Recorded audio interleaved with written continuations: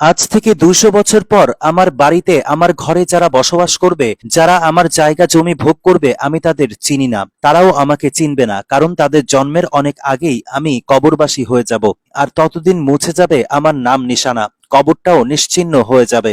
আমার সন্তানরা যতদিন বেঁচে থাকবে ততদিন তারা হয়তো মনে পড়লে দীর্ঘশ্বাস ফেলবে, কিন্তু তাদের মৃত্যুর পর তাদের সন্তানরা তাদের যতটুকু মিস করবে আমাকে ততটুকু মিস করবে না। হয়তো বাবার কবর জিয়ারত করে দোয়া করার সময় দাদার জন্য একটু করবে, কিন্তু তার পরের প্রজন্ম আর মনে রাখবে না। প্রায় ২০০ বছর আগে মারা গেছে আমার দাদার দাদা, যিনি আমার পূর্বপুরুষদের জন্য ঘর বাড়ি জায়গা জমি রেখে গেছেন।